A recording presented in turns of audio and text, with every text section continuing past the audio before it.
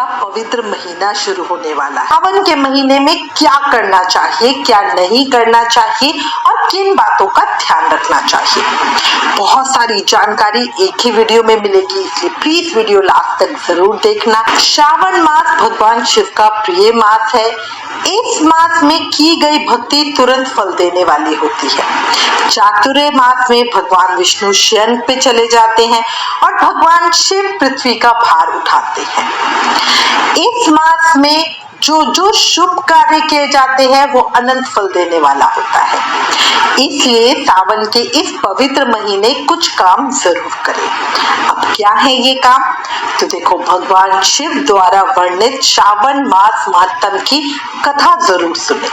भगवान शिव स्वयं साधक की रक्षा करते हैं, उनके मन की इच्छा पूरी करते हैं, संचित पापों का नाश करते हैं। श्रावण मास का महत्व हमें स्कंद पुराण और शिव पुराण में मिलता है। हमारे चैनल पर हम रोज सावन के महीने में एक चैप्टर डालेंगे, उसको आप जरूर सुनिएगा। दूसरा है, शिव पुराण में लिखा है कि अगर कोई व्यक्ति सोमवार के दिन, प्रदोष वाले दिन, शिवरात्रि को या श्रावण मास में किसी भी दिन अथवा शिव योग वाले दिन 5 या अधिक बिल्व वृक्षों का रोपण करता है और उनका नियमित पालन करता है तो उसे शिवलोक की प्राप्ति होती है।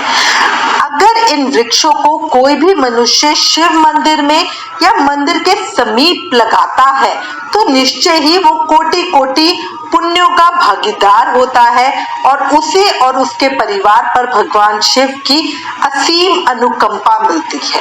तीसरा है, मान्यता है शिव आराधना से इस महीने में बहुत विशेष फल मिलता है, तभी इसी महीने में सभी ज्योतिर्लिंगों की विशेष पूजा अर्चना और अनुष्ठानों की बहुत प्राचीन और पौराणिक परंपरा रही है। रुद्राभिषेक के साथ साथ महामृत्युंजय का पाठ तथा काल सर्प दोष निवारण की विशेष पूजा भी महाफलकारी रहती है। ये मास वो मास है जिसके लिए कहा जाता है कि जो मांगोगे वो मिलेगा, क्योंकि भोलेनाथ सबका भला करते हैं। फोर्थ है, मनुष्य को चाहिए कि श्रावण मास में नियम पूर्वक नक्त व्रत यानी पूरे महीने एक समय भोजन करे, इसे नक्त व्रत कहते हैं, और पूरे महीने रोज रुद्राभिषेक का नियम भी ले, बहुत अच्छा रहता है। अगला है, अपनी किसी प्रिय वस्तु का इस महीने में त्याग कर देना चाहिए। जो आपको बहुत अच्छी लगती है वो आप छोड़ सकते हैं। अच्छा, इसके अलावा आप भगवान शिव की पूजा फूलों से, फलों से या बिल्व पत्र से विशेष पूजा करना चाहिए। 1 करोड़ शिवलिंग बनाना चाहिए और ब्राह्मणों को भोजन कराना चाहिए, महाफलकारी होता है। इसके अलावा भूमि पर सोए और पूरे महीने ब्रह्मचर्य का पालन करें और सत्य बोले। इस महीने को बिना व्रत के कभी भी व्यतीत नहीं करना चाहिए। फलाहार या हविष्य अन्न ग्रहण करना चाहिए, पत्ते पर भोजन करना चाहिए। व्रत करने वाले को चाहिए कि इस महीने में शाक पूरी तरह से छोड़ दे, बहुत अच्छा होता है। अच्छा, इसके अलावा सदाचार का पालन करे, भूमि पर सोए और रोज स्नान करे जल्दी सुबह ब्रह्म मुहूर्त में उठकर।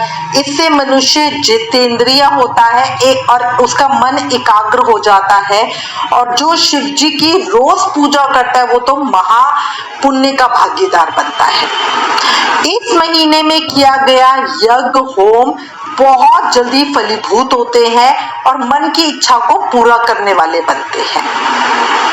इस महीने के हर सोमवार को शिवलिंग पर कुछ विशेष वस्तुएं अर्पित की जाती है, जिसे शिव मुट्ठी कहते हैं, जिसमें पहले सोमवार को कच्चे चावल 1 मुट्ठी डालते हैं, दूसरे सोमवार को सफेद तिल 1 मुट्ठी, तीसरे सोमवार को खड़े मूंग 1 मुट्ठी, चौथे सोमवार को जौ 1 मुट्ठी, 5वें सोमवार को सत्तू 1 मुट्ठी चढ़ाया जाता है, और अगर 5 सोमवार ना हो तो आखिरी सोमवार को 2 मुट्ठी भोग भोग अर्पित किया जाता है।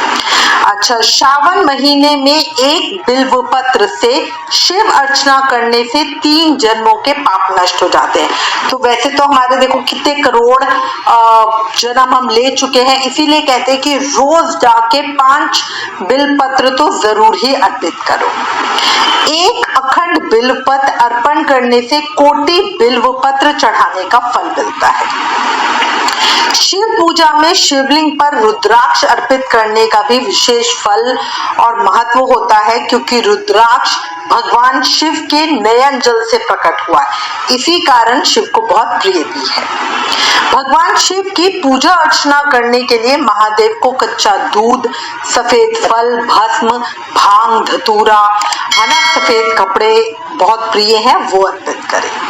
ऐसी धारणा है कि श्रद्धा भाव और साफ मन से जो भी व्यक्ति भगवान शिव की पूजा इस महीने में करता है, भोलेनाथ उनके सभी पापों से उन्हें मुक्त कर देते हैं और मन की इच्छाएं पूरी करते हैं। सावन सोमवार का व्रत जरूर करें। इस व्रत के पुण्य प्रताप से साधक की हर इच्छा पूरी होती है।